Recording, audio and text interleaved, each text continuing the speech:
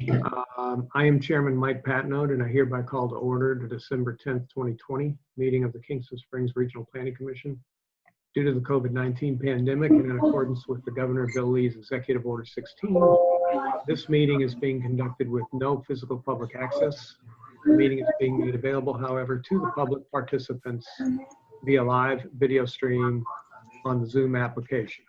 Okay, now I go to the roll call. And do you have the agenda? Can you just show the agenda, John? I should be sharing that screen right now. Okay. No. I don't see it. Okay. I can go. There it goes. Okay. Yeah. Oh, there it is. Okay. So this meeting is called to order at 7:02 and on December 10th, and I'm going to roll call the voting members. Keith Allgood. I'm absent, apparently. Tony Campbell. Here. Tom Cullen. Here. Tony Gross. Here. Mike Patnode here. Glenn Remick. Here. Chuck Slater. Here. Bob Stoller. Okay, so Bob Stoller is absent. All right, and the non-voting staff, Sharon Armstrong. Here. John Lawless. Here. Jennifer No. I thought I saw Jennifer in there. Hi, I'm here. Hey, Brian. Oh, your name's in there. Okay, I'm sorry. Is Jennifer No here? Here. I'm here. Okay. Sorry. And Brittany Stanley. Here. Okay, so we have a quorum. All right. So you have the motion to approve. Okay, so I need a motion to approve that the Kingston Springs Regional Planning Commission finds that conducting this meeting by electronic means is necessary to protect the public health safely and welfare in light of the COVID-19 pandemic. Don't move, Chuck Slater. Okay. Second. Okay, who was that? Tony Gross? Correct. Okay, and do I need a roll call vote on that? Yes, it has to be a roll call on everything for online. Okay, so if you can just show me the roll call again. Sorry, John. Mm-hmm. Keith Allgood, absent. Tony Campbell? Yes. Tom Cullen? Yes. Tony Gross? Yes. Brian McCain? Yes. Mike Patnode, yes. Glenn Remick? Yes. Chuck Slater? Yes. And Bob Stoller? Absent. Okay. All right, next item. You have the November 12th Planning Commission meeting minutes in front of you. Do we have a motion to approve those? So moved. Second, Chuck Slater. Okay. All right. So I'll take another roll call vote. Keith Allgood? Oh, that's right. Tony Campbell? Here. Tom Cullen? Yes. Tony Gross? Yes. Brian McCain? Yes. Mike Patnode, yes. Glenn Remick? Yes. Glenn Remick. Chuck Slater? Yes. And Bob Stoller. Okay, next item is a motion to approve the December 10, 2020 Planning Commission meeting agenda, which is in front of you also. So moved, Chuck Slater. Okay. Second. Campbell. Okay. Second with Campbell. Okay. And another roll call vote. Keith Allgood's absent. Tony Campbell? Yes. Tom Cullen? Yes. Tony Gross? Yes. Brian McCain? Yes. Mike Patnode, yes. Glenn Remick? Yes. Chuck Slater? Yes. Bob Stoller? That's right. Bob Stoller's absent. Okay. Old business. So the City Commission requests to consider revision of 5200, the Transitional Mixed Use Planned Unit Development, TMU PUD District. So what do you have on that, John? That would be City Planner Sharon Armstrong. Okay, Sharon. Good evening, Chairman, and good evening, Commissioners. The City Commission had first read on this ordinance at their meeting in November and requested that we send it back to you, to the Planning Commission for some suggested revisions.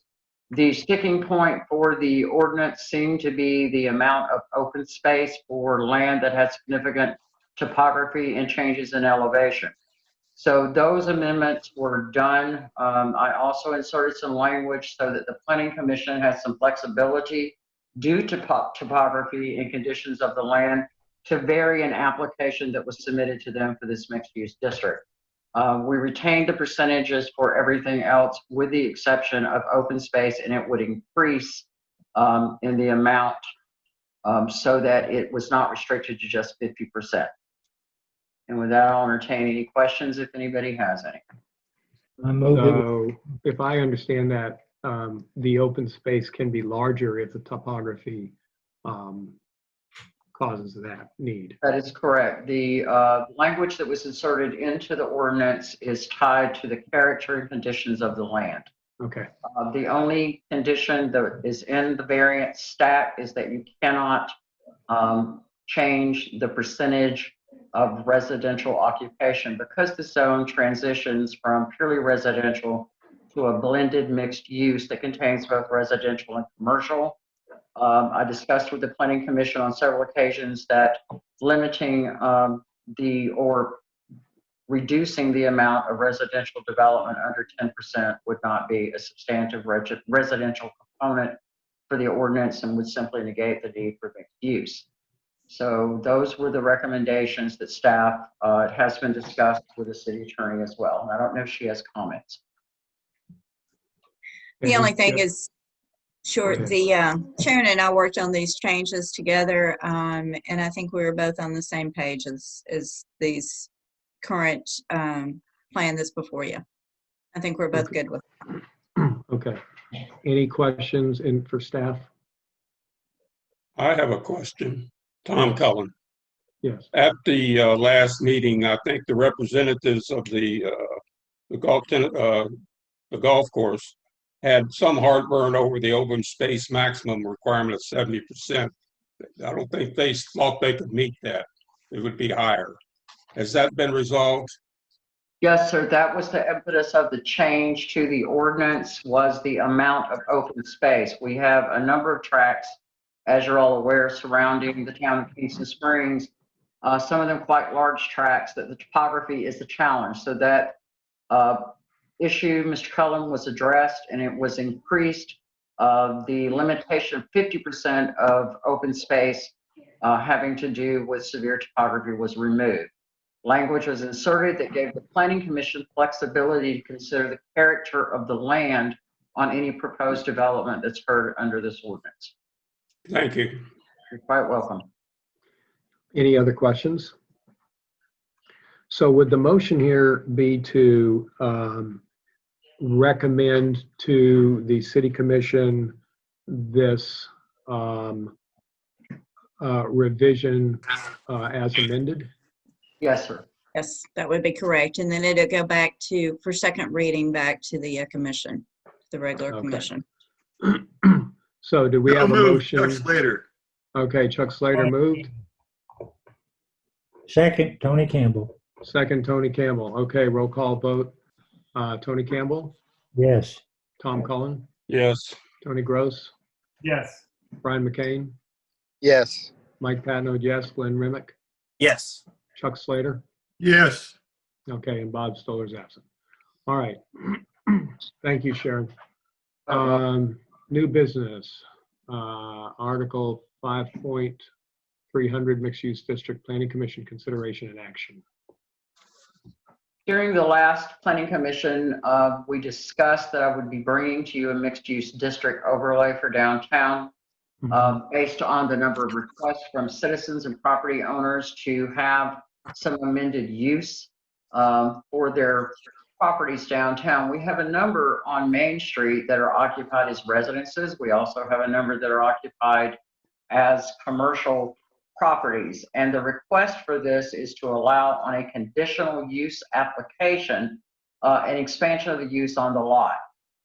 We amended the map from the last time that you saw it. If you'll remember that you were ready to make this recommendation, but council felt that we needed a map and to list the individual parcels that this would cover.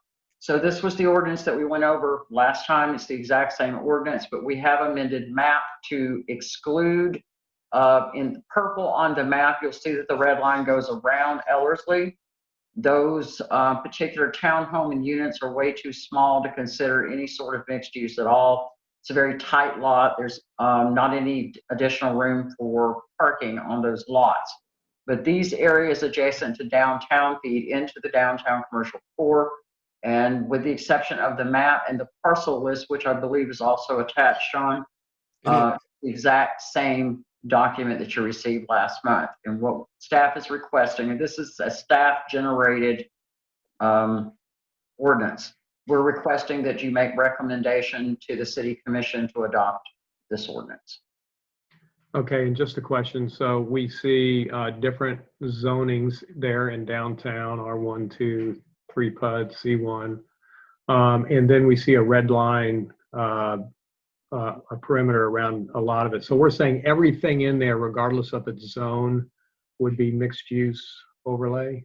It will be mixed use based on an application with a conditional use permit, which would be heard by the planning commission. So if someone wishes to add an additional use to any of these lots, they would come before the planning commission on an additional conditional use application. And then the planning commission would review whether or not the lot was large enough, appropriate, had parking room, or any other appurtenance which is required for the use that they're requesting. It will also allow residential occupation above the first floor, as is really common in many downtown cores. And the goal of this ordinance is to seek to vitalize downtown and to provide some flexibility in that zone where appropriate, to allow for people to have a mix of uses that will encourage economic development in the downtown area. Okay, thank you, Sharon. Any questions for Sharon on this? Yeah, I would take the red line from Ellerslie and include the townhomes as well. I think you mean remove them, correct? Right. They include them as an exclusion. They are excluded. The red line that blocks out the townhomes. The purple area for Ellerslie was the subject of a PUD that was approved more than a decade ago. Phase 2 and Phase 3 have not been developed. We do not have a plan. That plan expired. Even though this is zoned R3, we have no plans and absolutely nothing on the table for the development of those lots. So currently, even though it's in a PUD zone, it does not have an attached approved plan for development. So we don't know what the owners will do in the future. So it was included.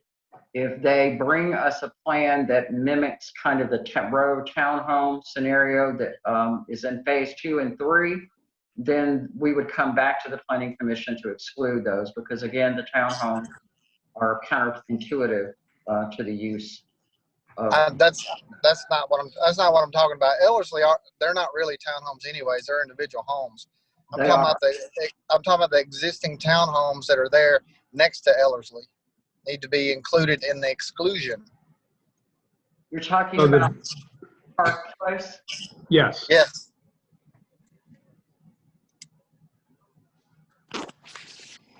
Oh, I know. Talking about the bathing. And that is off of Moore's Lane there. Now, in that particular scenario, those townhomes could have conditional use, and John is kind of hovering over that area. We see the loop road, you can see his mouse on that. Wait a minute. Go ahead. So we're saying that the townhomes can have this use, but Ellerslie can't?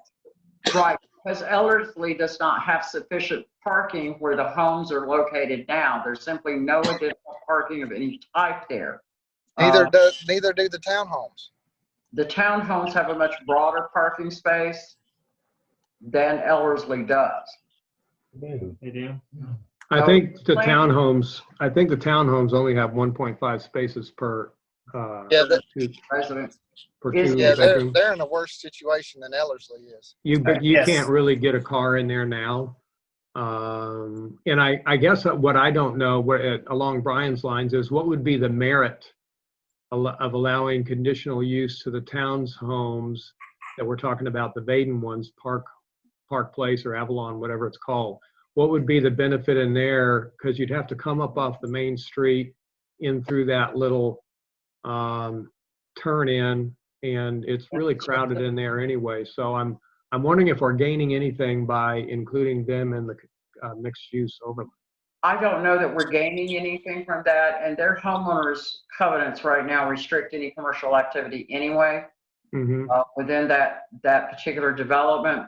But if someone wanted to have a home occupation office that does not entertain clients, you're just working from home, we did not want to exclude them from the ability. Right now, they can't be home occupied for an office for an engineer or some other profession.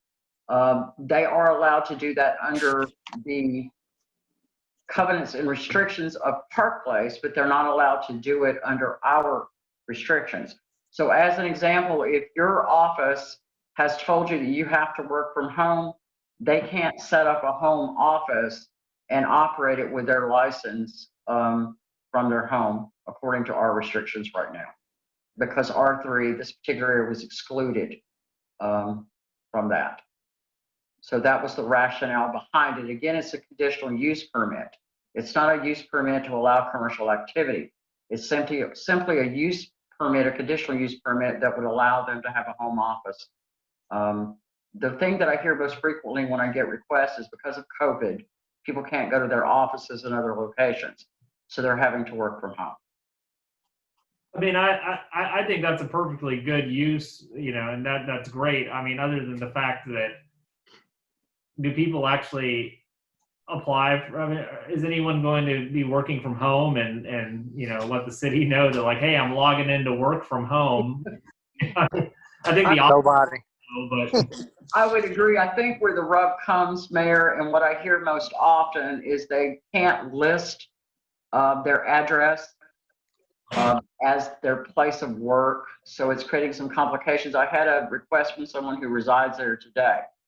And what he does is he provides drawings for clients, architectural drawings for clients, but right now he can't list that as his address because it's prohibited by our zoning for his work. So we can leave it in or exclude it. Again, it's a conditional use permit. You would hear every single one of them. So you can exclude it if you would like, or not exclude it if you would like. no, I have no problem with if the planning commission hears it. Obviously, I guess in those rare circumstances where somebody may need to list it for, some sort of work environment, or work related thing where they can't, they're not going to have a lot of traffic or anything. I can see that. So. Well, so using that conversation, when I look at Ellerslie Place, maybe for traffic to come in there may be real bad, but I think in Park Place, it's real bad. It's just, Yeah, it doesn't make any sense to me to exclude Ellerslie and not. Exclude one. I can tell you that in conversations with Mr. Merville, he was uninterested in having the already developed lots included in this overlay. Yeah. And so we can't force the zoning on a property owner who's not interested. So that conversation took place. They have developed the last two houses. They pulled permits for the last two houses in phase 1. And he has not decided yet what he wishes to do with phase 2 and 3. So he was not uncomfortable with that, but he was uncomfortable with the existing one being included. Is he still on the majority of those lots in there? He owns the parcel, the undeveloped parcel, and he pulled permits for the 2 remaining lots in the phase 1 development. So he doesn't own anything but 2 lots left in phase 1 anyways. That's correct. So he really doesn't have a say in it, so to speak anyways. Well, he hasn't transferred it to an HOA yet. So we still have to take his desires into account because he comprises the entire HOA at this point. Yeah, but have you talked to any owners in there at all as the individual lot owners? No, but I know the only paperwork that's on file with the registrar's office still lists him as the sole control for the HOA. Yeah, it just doesn't make any sense to me to exclude Ellerslie and not exclude Park Place because it's kind of it's not I I would would, include both of them in there. but again, Mr. Ellersley is in charge of HOA and in full control.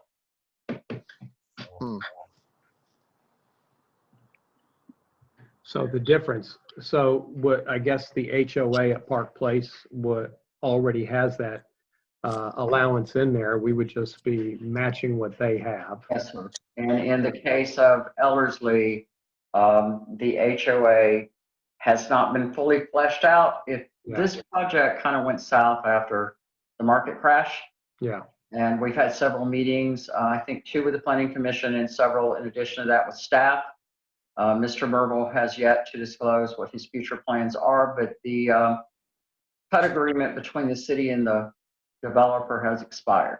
It had a lifetime, and that lifetime has expired.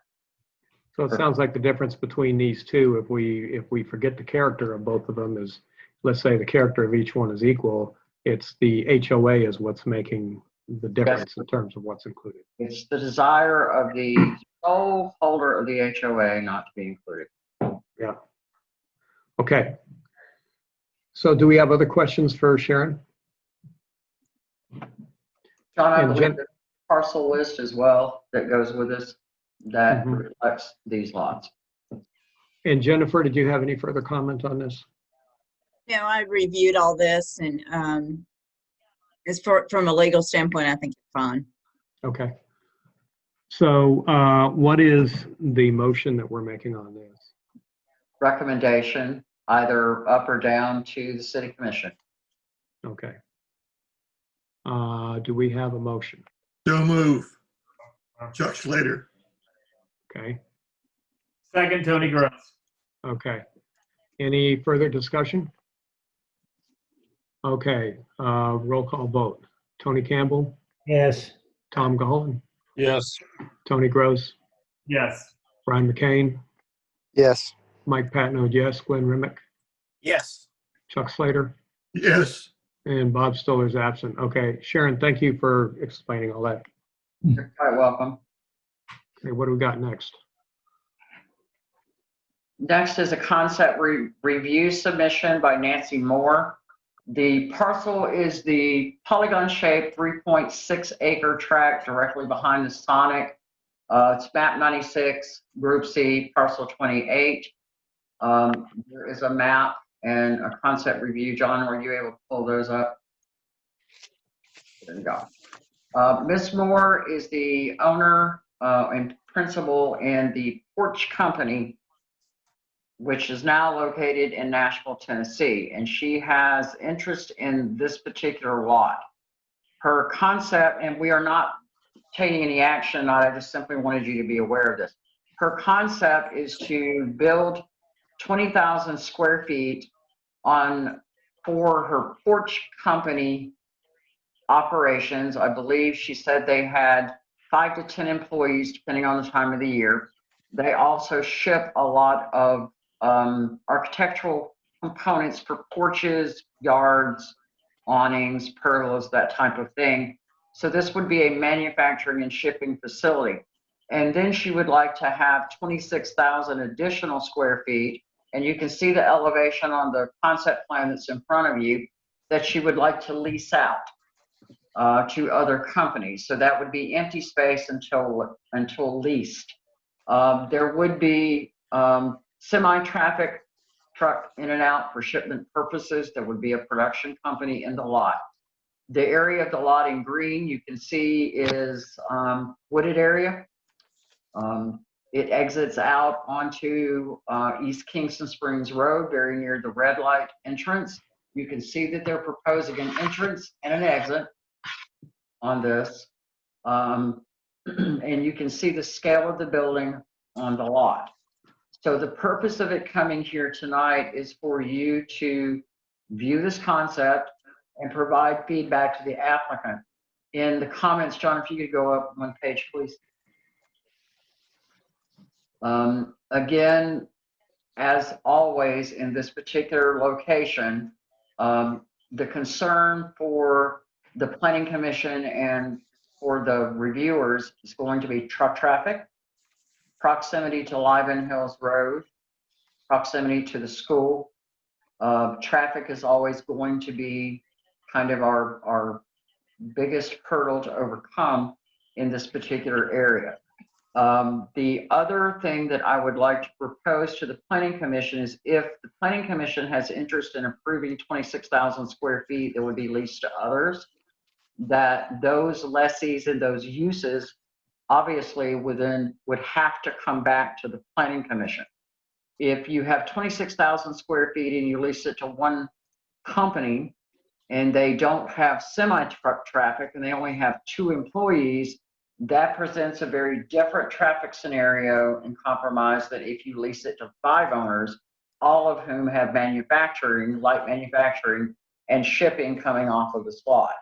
And the only reason that's an issue for us is because of the location of the lot and its proximity to our heaviest traveled, most compromised access quarters. So it's almost at a diagonal directly across the street from the McPherson property, and it's behind the Sonic. John, was there a map as well so they can get some context? Right here. So it's this gray lot, right, that John is circling with his mouse. You can see the Thorntons here, and you can see the Quality Inn. So it is right here. And then the McPherson property is slightly to the right and across the road. The school is located on your right and back down East Kingston Springs Road. So the applicant is looking for feedback. She expressed the last time that she called that she was anxious to make an offer on this lot. Well, I'll offer my opinion on it is that the traffic ingress and egress is a real problem. And it doesn't look to me that this use even comes close to addressing the problem. I'd agree.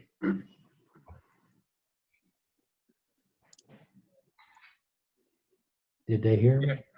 Yes, Yeah, sir. we heard you, Sorry. Tony. Okay, well, I was just trying to give the entire planning commission an opportunity to remark before I responded.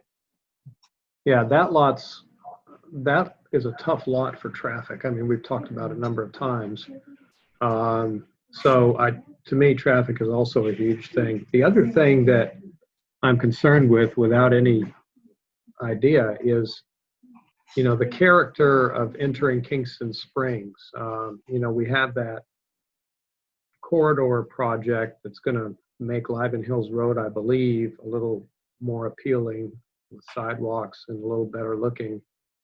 I know we have that used storage place that I'm kind of up in the air on whether that makes our Kingston Springs look nice or not. But, is this going to look like a place with stacks of pallets and loading docks and a big parking lot? Is it going to look like an industrial zone, or is it going to look nice? And I just can't imagine that it's going to.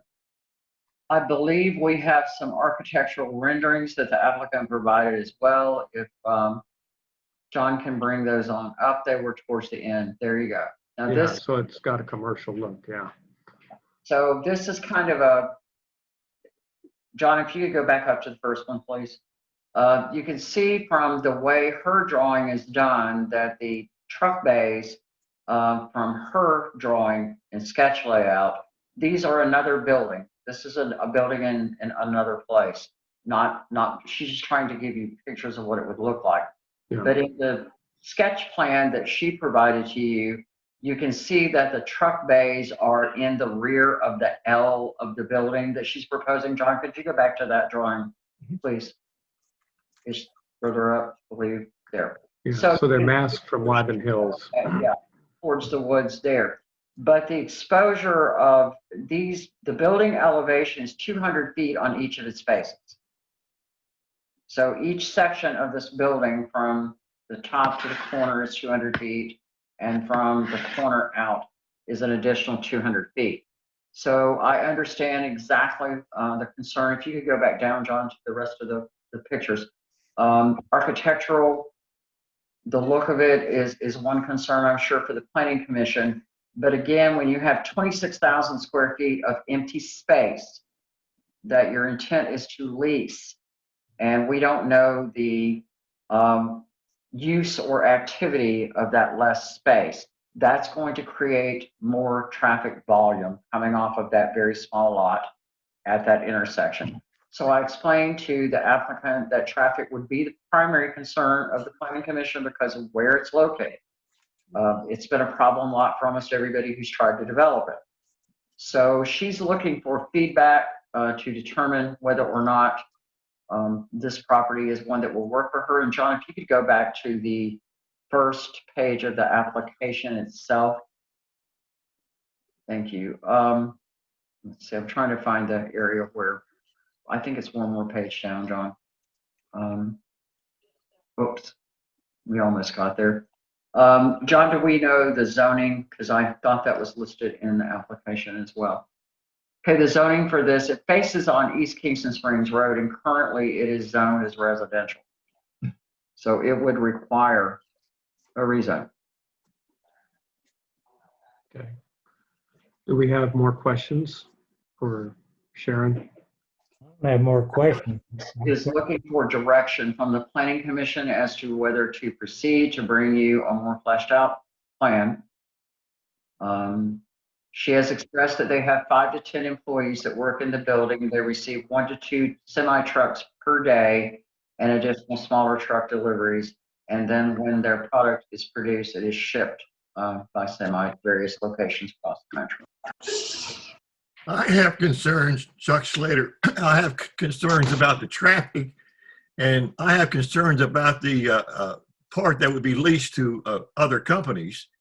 You know, what kind of companies would be there, and how much, like Tony Campbell said, how much more traffic would there be and all that kind of. I'm not in favor of this project.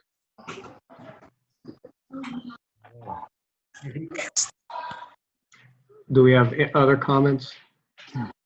Is it feasible to consider having the exit from that property to the right, going east on Kingston Springs Road? Right. Right turn only, you're talking about, Tom? Yes, sir. You're talking about the exit that she has marked as the exit? Yes. It would be an easier trip to turn right than it would be to turn left. Yeah. Simply because the entrance literally backs up to the Sonic. Where she has it marked entrance. Going right, you're mixing with particular times of day. It's going to be school traffic, going to work traffic, coming home traffic, depending on the time of the day. So the right, but from a drivability logistics standpoint, turning right would be easier than turning left, because when you turn left, you have to cross 2 lanes of traffic to get into the lane to the red light. Turning right, you turn on the lane. So recently, we had a number of vehicles that were directed through Kingston Springs that were overweight and over limit because of the bridge issue on I-40. I think the mayor and Mr. Remick and several other people could share with you some of the compromises that caused having that increased truck traffic on that corridor.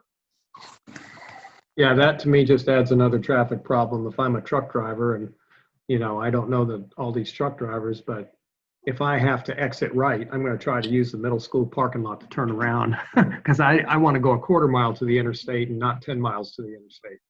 Yes, sir. So I just see that's another problem, another traffic problem. Well, I'm just going to state right out, I'm opposed to it. I don't think it's a good plan whatsoever, good for the city, anybody. So I'm not sure why we're sitting here talking about it. Do we have anybody out there who feels this is a project we should recommend further development on?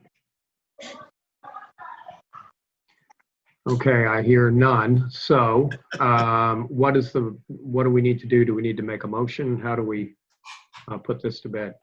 Well, this is just feedback from the Planning Commission, and staff will relay that to the applicant, that the concept idea, and this is a concept discussion that falls within your regulations and what you usually hear from an applicant.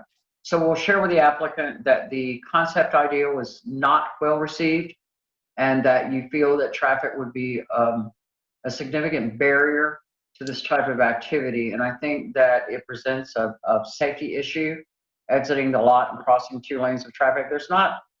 I don't think there's sufficient room to get a semi straight in the lane at the red light coming left. If you're coming left out of that lot, and if you're turning right, there's no turnaround space available to any truck that would turn right and attempt to turn around.